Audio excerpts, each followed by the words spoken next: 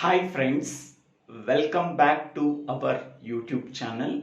Today we have to discuss about implementation of half subtractor using 2x1 multiplexer. In digital electronics course, digital logic design course and switching theory and logic design course. In the previous video, we are already discussed about implementation of half subtractor using 4x1 multiplexer, implementation of full subtractor using 8x1 and 4x1 multiplexers. If anybody wants that videos, please refer that videos in my YouTube channel DIVVELA SRINIVASA and go to the playlist called STLD or DLD or Digital Electronics. Now in this video we have to discuss about how to implement half subtractor using 2x1 multiplexer. Before going to that implementation, first of all we have to know about half subtractor. Half subtractor is a combinational circuit that is used for performing the subtraction operation between the two bits. Half subtractor can take two inputs x and y and produce two outputs difference and borrow. Okay, it can take two inputs and it produce two outputs.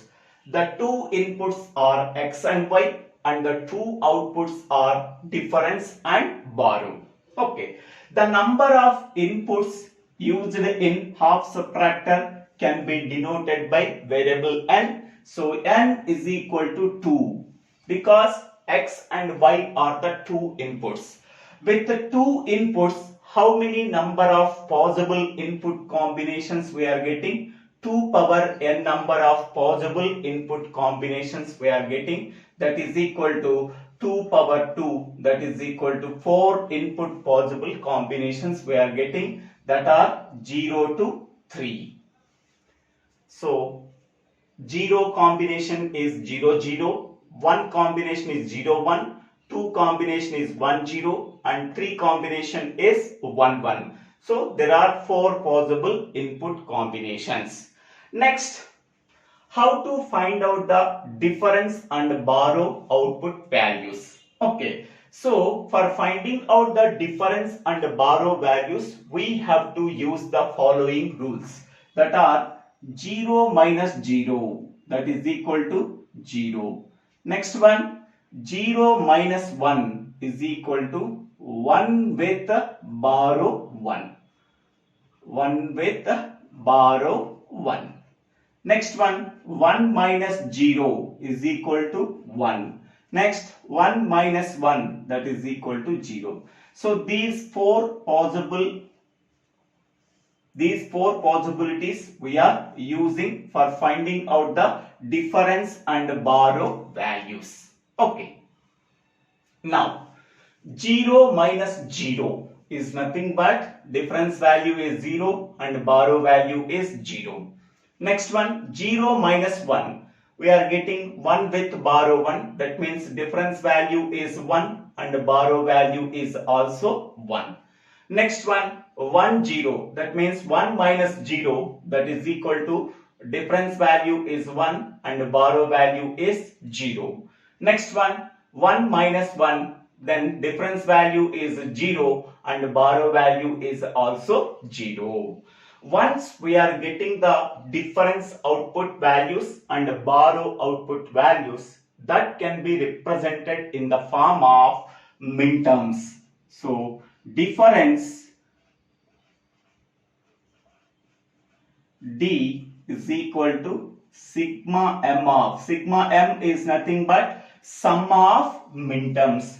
Sigma means sum, small m means minterms, sum of minterms. Okay, in the difference column where the ones are present, the corresponding input value can be treated as minterm. So here 1 is there, the corresponding input combination is 0 1. Its minterm value is 1. Next, here 1 is there. The corresponding input combination is 1, 0. The minterm number is 2. Okay, only 2 ones are there. So 2 minterms we are getting. Sum of minterm 1 and minterm 2 represents the difference output D. Next one, borrow output. Borrow B is equal to sigma m of sum of minterms of. In the borrow column, only once we are considered, only single one is there. The corresponding input combination is 0, 1. The minterm number is 1. So this column represents the minterm number, like serial number. Okay.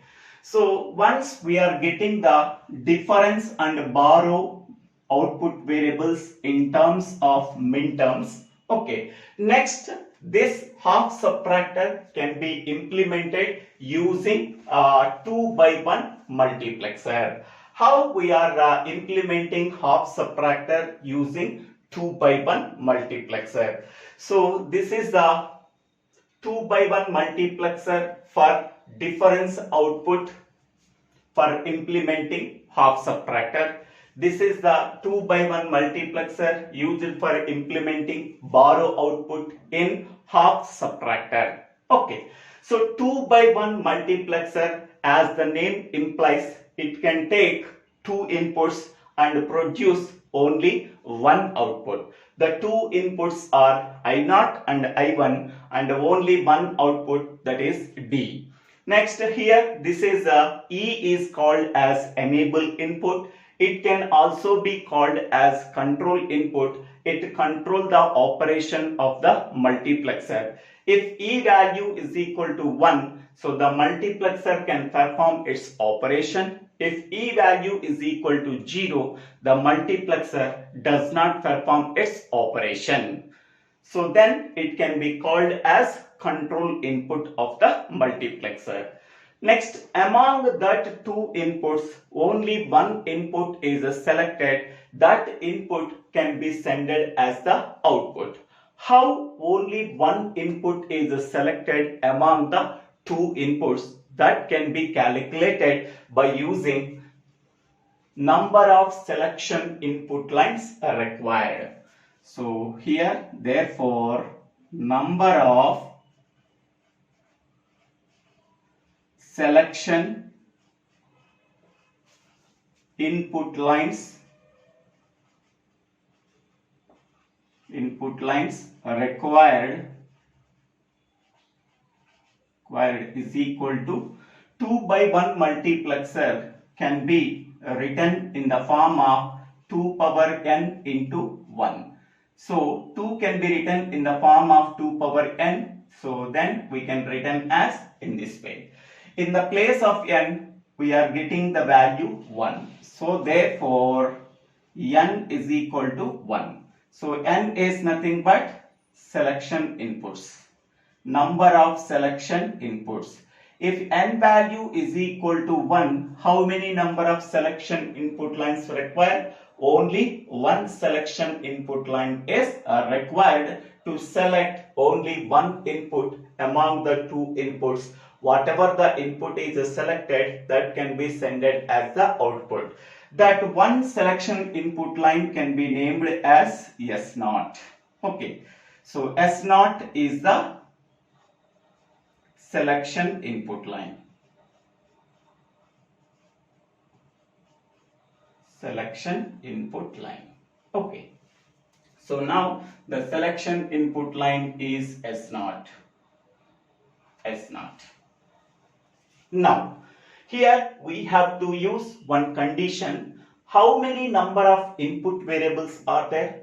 2 input variables are there. How many number of selection input lines are there? Only one selection input line is there. So among that 2 inputs, only one input can be considered as selection input line.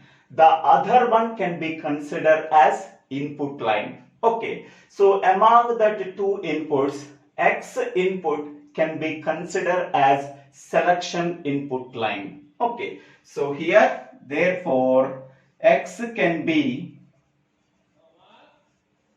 considered as selection input line.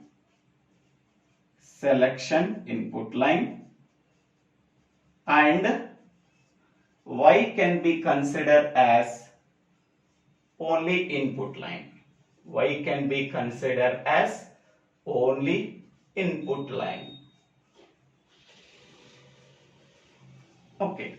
Whenever X can be considered as selection input line, so X can be assigned A to S0 in selection input variable.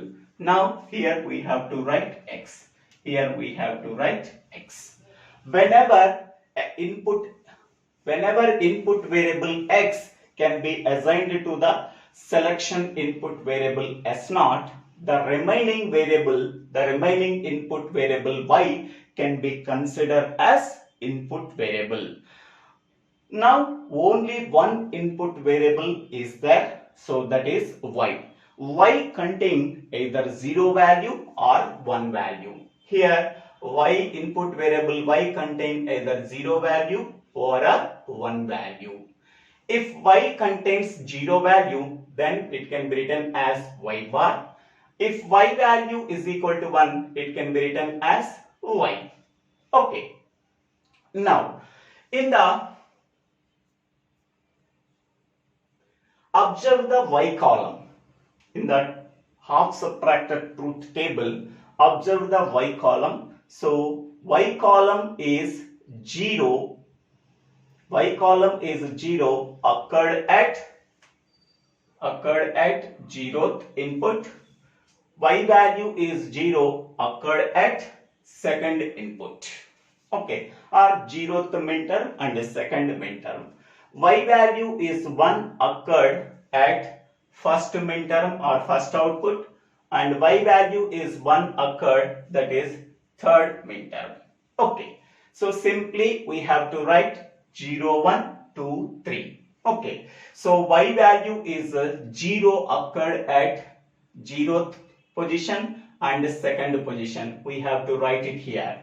Y value is 1 occurred at 1th position and 3rd position. Here we have to write 1 and 3rd position. Okay, now observe the difference output. In the difference output, whatever the minterms that are present, that minterms can be circled. Here 1 and 2 are the minterms in the difference output that can be circled. Here 1 and 2 are circled. Okay. After circling whatever the minterms that are present in the difference output. Okay. Now observe the I0 column. In that I0 column, minterm 1 is a circle that can be considered. The corresponding input variable is Y. Next one. Observe the I1 input column. In that input column, minterm 2 is a circle, so that this can be considered. The corresponding input variable is Y bar. Once we are getting I0 and I1 value, so substitute these values in this place. Okay. So here Y value can be assigned to the input variable I0. Y bar value can be assigned to the input variable I1. Okay. Next one. In the same way, here for borrow output, the same procedure we have to follow. So this is Y bar and this is Y. So this is 0, 1, 2, 3. Observe the borrow output. What are the minterms that is present here? Only first minterm is present. Only that minterm can be circled. Okay. Observe the I0 column. In that I0 column, only minterm 1 is a circle that can be considered. The corresponding input variable is Y. Next, observe I1 column. In that I1 column, two minterms are present, minterm 2 and minterm 3, but there is no minterm is a circle at that time, so I1 value is 0. If both minterms are circled, then that the corresponding I value can be considered as 1. If both minterms are not circled, the corresponding I value can be considered as 0. Okay. Next one. So here Y value can be assigned to I0. 0 value can be assigned to I1. Okay. Now we are getting here I0 value, I1 value, selection input value, output value. So now if X value is equal to 0, Y input is selected, that is the I0 input is selected, that can be sent as the output. If X value is equal to 1, I1 input is selected, the input value is Y bar can be sent as the output. So this is the difference output of the half subtractor that can be implemented using 2x1 multiplexer. Next, here X value is equal to 0, I0 input is selected, its value is Y, that can be sent as the output. Next, if X value is 1, I1 input is selected, its value is 0, that can be sent as the output. So this is the borrow output of the half subtractor that can be implemented using 2x1 multiplexer. So these two circuit diagrams are the implementation of half subtractor using 2x1 multiplexer. This is the difference output of the half subtractor. This is the borrow output of the half subtractor. Both are implemented using 2x1 multiplexer. Okay, so this is the procedure we have to follow for implementing half subtractor using 2x1 multiplexer. So thank you one and all for watching this video. If you like this video, please forward this video to your friends and classmates. Please subscribe my YouTube channel. So DIVVELA SRINIVASA. If you have any doubts, please put your doubts in the comment section. I will clarify your doubts. After subscribing my YouTube channel, please click on the bell icon to get the future updates in my YouTube channel. Go to that YouTube channel and go to the playlist called DLD, ORR, STLD, ORR Digital Electronics course. We are getting all the videos of this course. Thank you one and all for watching this video. Don't forget to subscribe my YouTube channel.